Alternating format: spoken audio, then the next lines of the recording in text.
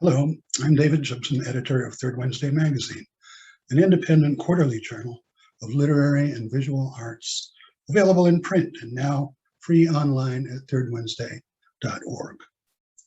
This is one in a series of recorded readings produced to highlight books by some of our magazine's contributing poets.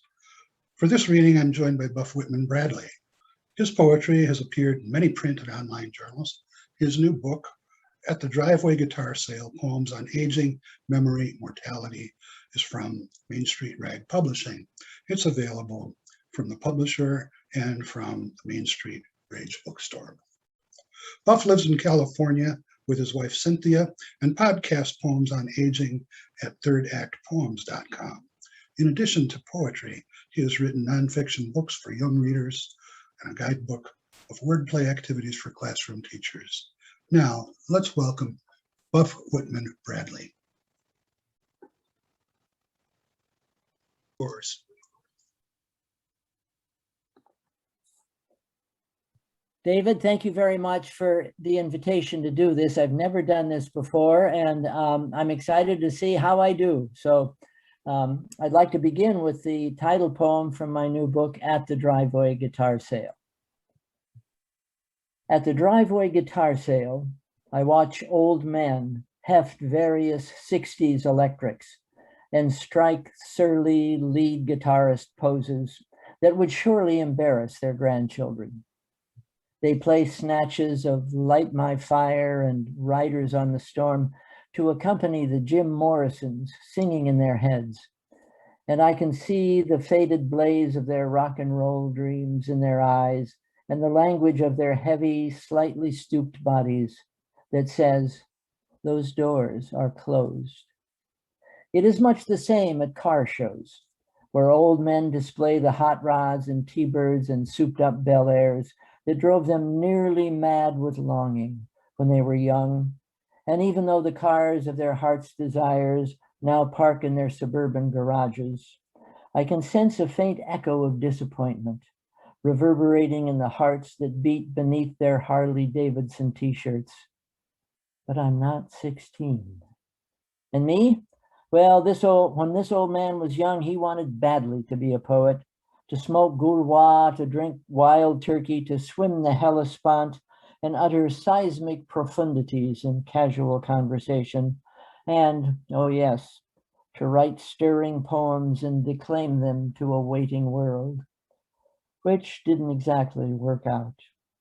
And although he still does wonder from time to time what it would have been like to be a young writer of great promise, he is content these days to strum his ukulele, to drive his battered old Toyota, to pen verses that might occasionally lay a patch of rubber, ignite a little flame. This poem is about me and a dog. It's called Old Dogs. I sit by the creek and throw sticks for the old, great-hearted golden retriever. He splashes through the water like the puppy he was, up onto the opposite bank to fetch each one. But he brings it back only part way. He has done this before, and drops it onto the ground out of my reach. Then he stands over it, panting, triumphant, looking me straight in the eye and daring me to come and take it. And if I try, he will snatch the stick away just as I am about to grab it. But today I have outsmarted him. I have done this before and brought along many throwing sticks. And so after each one he fails to return, I pick up another from my stash, which I throw and he fetches and delivers to where he has dropped the others. As his pile grows larger and mine grows smaller, I watch the sunlight coming in great broad sheets through the redwoods and listen to the creek tell the stories it has always told. And when I throw the last stick, we both realize it is time to go. I stand up, he bounds across the creek one last time, and we head back down the trail. Two old dogs, no new tricks. Here's a poem called Adopt a Highway. I hope that when I die, my old pals and chums will adopt a highway, a stretch of two-lane road somewhere out in countryside I loved, where they will meet once a month to collect roadside detritus and reminisce about what a pretty good fellow I was. The Department of Transportation will place a sign on the shoulder. Litter control, next 2 miles, friends of Buff Bradley, which is all the memorial I need or want. These cleanups will go on for perhaps a year, fewer people showing up each time because of, other obligations, until the last two agree that a drink together once in a while would be a whole lot easier, although they will never actually get around to it. My sign will come down, stored in some dim back corner of a shed in the county maintenance yard, with all the other signs awaiting resurrection or reincarnation, depending upon their affiliations. And a new sign will appear. Litter control, next 2 miles, Bitsy's Cut and Curl, which a motorist who drives past regularly will notice one morning and will ask himself, didn't there used to be a different name up there? Although he won't be able to recall who it was. Here's a poem called Jigsaw. These days, when I get out of bed, arise from a chair, exit an auto, I have the momentary sensation that my bones and joints are pieces of a jigsaw puzzle scattered across a tabletop, and that I must fit them all together to form the picture on the cover of the box. Van Gogh's sunflowers, say, or Yosemite's half dome, or a field of poppies and wild oats, before I can take a steady step without a crick or creak or stab of pain. So I pause, do a little twisting and leaning, a little stretching and bumping and grinding until the pieces fall mostly into place. And then I can go forth into the day with an energetic gait, as Vincent might have wandered the countryside around Arles, as John Muir certainly hiked the Sierra Nevada, as Walt Whitman strode amongst the quiring grasses, wildly in love with the world. Well, everybody at our age knows about memory and the kind of rapscallion it can be. Here's a poem called The Job of Memory. When I cannot recall the title of a book or the name of a lake in northern Minnesota, I try to resist the Google temptation and instead set my aging neurons to work doing what they were hired to do.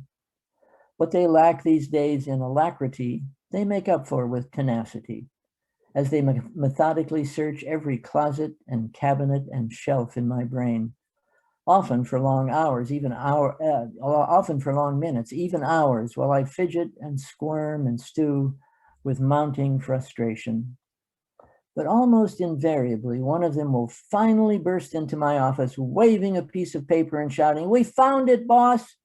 And when that happens, there is great rejoicing in all the cubicles, dancing on the desks, tossing confetti, everyone so happy to still have a job. Here's a poem about a time when I had pneumonia, pretty serious pneumonia, and had to stay in bed for a long time. This is called Bedridden.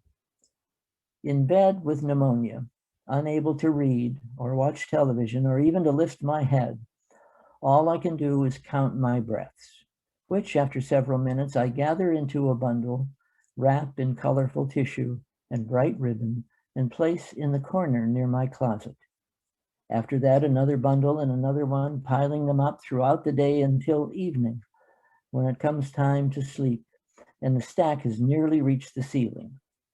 Then, as I lean over to switch off my bedside lamp, rather than lamenting that I have passed an entire day accomplishing nothing, I take a moment to regard those gaily wrapped bundles of breath I have made, and I say to myself, nice work.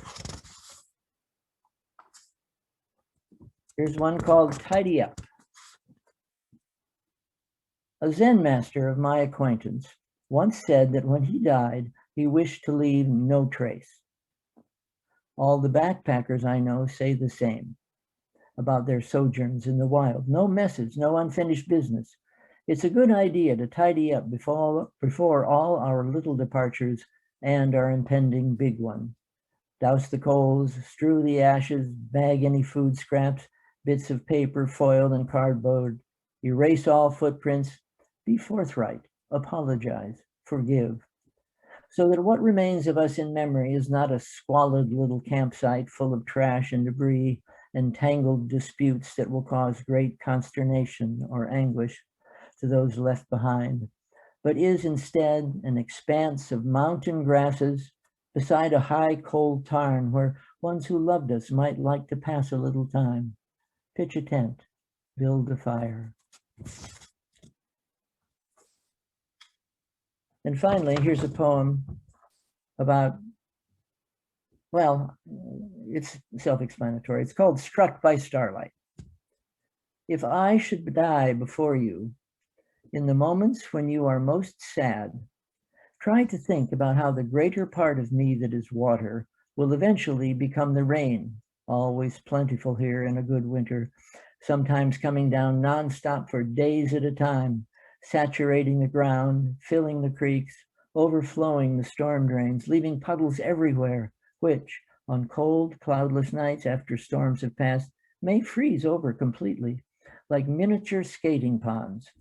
On one of those nights, put on a warm sweater and go outside to the front walk.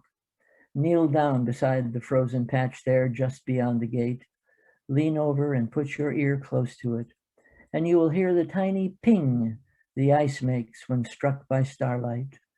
That will be me saying hello. Well, that's it. Thank you very much. Great to have this opportunity. Thank you.